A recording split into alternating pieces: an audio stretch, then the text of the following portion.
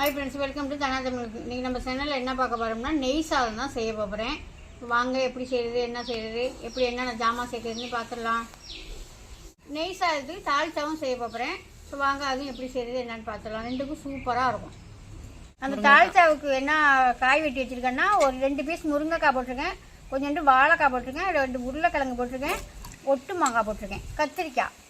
வாங்க இப்போ தாளிச்சாவும் ஃபஸ்ட்டு வச்சுட்டு அப்புறமா சாதம் தாளிச்சு விடலாம்.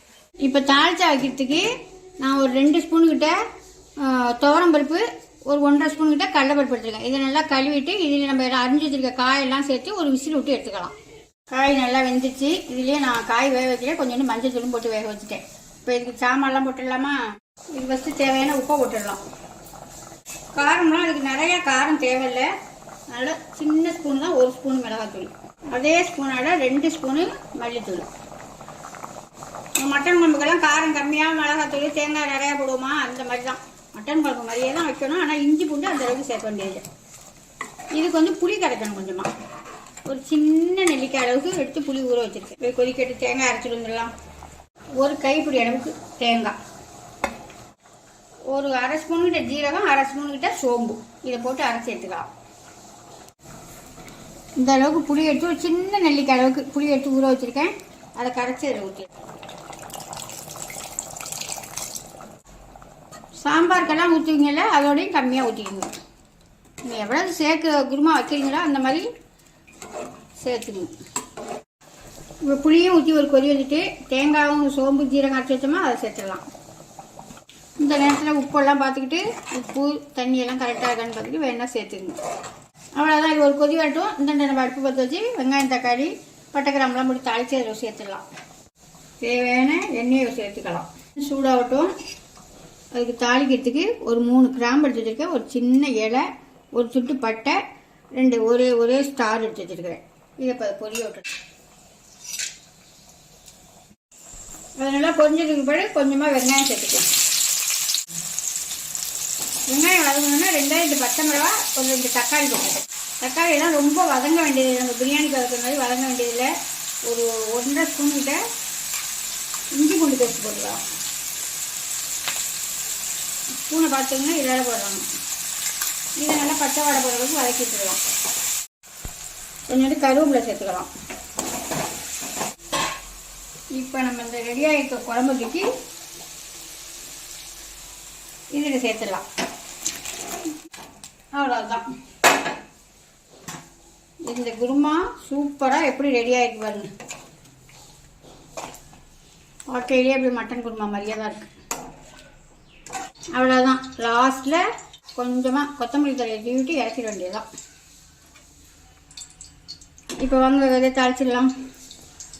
இப்போ புலவு சாதம் தாளிக்கிறதுக்காக குக்கர் வச்சு 2 ஸ்பூன் நெய் ஊற்றிருக்கேன். இப்போ 2 ஸ்பூனுக்கிட்ட எண்ணெய் ஊற்றிருக்கேன். நல்லா சூடாகட்டும். இப்போ வந்து நல்லா எண்ணெய் சூடாகிடுச்சு, நெய் ஊற்றுன மாதிரி சூடாகிடுச்சு.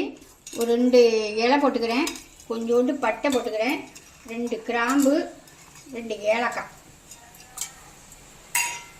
அது நல்லா பொரியட்டும். ஒரு 3 வெங்காயம் எடுத்து நைஸாக அரிஞ்சு வச்சுருக்கேன். தக்காளி ஒரு பாதி தக்காளி தான் வச்சுருக்கேன். இப்போ வெங்காயத்தை சேர்த்துக்கோங்க.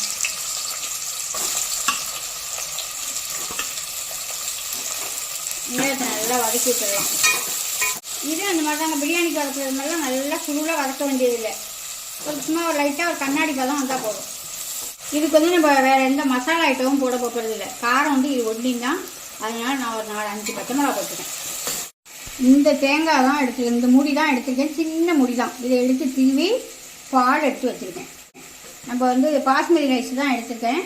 அதுக்கு வந்து 1க்கு 1.5 தண்ணி வச்சா கரெக்டாக இருக்கும். 1 டம்ளர் அரிசி எடுத்திங்கன்னா 1.5 டம்ளர் தண்ணி. இப்போ இந்த பாலையும் சேர்த்துக்கிட்டு நம்ம 3 டம்ளர் தண்ணி, இந்த பாலோடய நம்ம 3 டம்ளர் தண்ணி சேர்த்துக்கணும். ஒரு 2 ஸ்பூனுக்கிட்ட இருக்கும் இஞ்சி பூண்டு பேஸ்ட்டு. நல்லா இஞ்சி பூண்டு பேஸ்ட்டு நல்லா பச்சை வாடை போடுற அளவுக்கு வதக்கிக்கலாம். வெங்காயம் வந்து எப்படி இருந்து பார்த்தீங்களா, இந்த மாதிரி இருந்தால் போதும். ஒரு கைப்பிடி அளவுக்கு புதினா கொத்தமல்லி நல்லா ஃப்ரெஷ்ஷான தலையாக எடுத்துக்கணும். ஒரு 1/2 தக்காளி எடுத்து வச்சுருக்கேன்னு சொன்னோன்னா அதையும் இதில் சேர்த்துடலாம். எல்லாமே போட்டு நல்லா வதங்கிடுச்சு. கொஞ்சமாக தயிர் சேர்த்துக்குவோம். புளிப்பு இல்லாத தயிராக சேர்த்துங்க. இல்லை பஞ்சு மாதிரி இருக்கும் சாதம், அதனால் தயிர் சேர்த்துக்கணும்.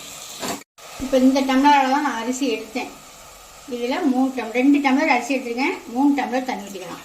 அந்த தேங்காய் பால் எடுத்தேன்ல, அந்த தேங்காய் பாலையும் சேர்த்து இதில் தண்ணியோடு வச்சுருக்கேன். 1 2 அளந்து தான் வச்சுருக்கேன், 3 டம்ளர். இதுக்கு தேவையான உப்பு போட்டுடலாம். இப்போ தேவையான உப்பு சேர்த்துடலாம். நல்லா தண்ணி கொதி வரட்டும். கொதி வந்தோடனே அரிசியை சேர்த்துக்கலாம். தண்ணி நல்லா கொதி வந்துச்சு. நம்ம ஊற வச்ச அரிசியை சேர்த்துக்கலாம். நல்லா அரிசி எடுக்கையிலேயே கிளஞ்சிட்டு 2 கழுவு 3 கழுவு கழுவிட்டு அப்புறமா ஊற வைங்க. ஏன்னா ஊற வச்சதுக்கு பாடு கழுவுனீங்கன்னா கையை போட்டு பிணைஞ்சிங்கன்னா உடஞ்சி போயிடும். லைட்டாக ஒரு கடறி விட்டு மூடியை போட்டு விட்டுற வேண்டியதான். இதுக்கு எல்லாமே உப்புலாம் இப்போ பார்த்துக்கிட்டு உப்பு பார்த்தோன்னா இப்போ உப்பு சேர்த்துருங்க. ஒரு 3 விசில் விட்டு நம்ம திறந்து ஓப்பன் பண்ணி பார்ப்போம். ஓப்பன் பண்ணிவிடுவோமா? நல்லாவே சாதம் வந்துருக்கு. இப்போ அதை வேறு பாத்திரத்தில் கையோட மாற்றிடுவோம். ஏன்னா அந்த சூட்லேயே இருந்தால் ரொம்ப குழஞ்சி போகும். அதனால் மாற்றிடலாம். இப்போ எல்லாம் ரெடி ஆகிடுச்சு, சாப்பிட்ருவோமா? எல்லாம் சாப்பிட்டுட்டாங்கண்ணா. பயிர் வறுத்து உடச்சிக்கிட்டு இருந்தேன், நாளை ஆகிட்டு எல்லாம் சாப்பிட்டு முடிச்சுட்டாங்க. நான் தான் லாஸ்ட்டாக சாப்பிட்றேன். சாப்பாடு நல்லா உதிரியாக நல்ல சாப்பாடாக இருக்குது. இப்போ கொஞ்சோண்டு தால்ச்சா ஊற்றிக்கலாம். அந்த தால்ச்சாவுக்கும் இந்த சாப்பாட்டுக்கும் அவ்வளோ அருமையாக இருக்கும். அப்புறம் புளிசாதம் இருந்துச்சு, அதனால கொஞ்சோண்டு புளிசாதமும் செஞ்சுக்கிட்டேன். அதான் அப்புறம் வச்சுக்கலாம். அப்புறம் வெங்காய பச்சடி சாப்பிட்டு பார்த்துக்கோமா?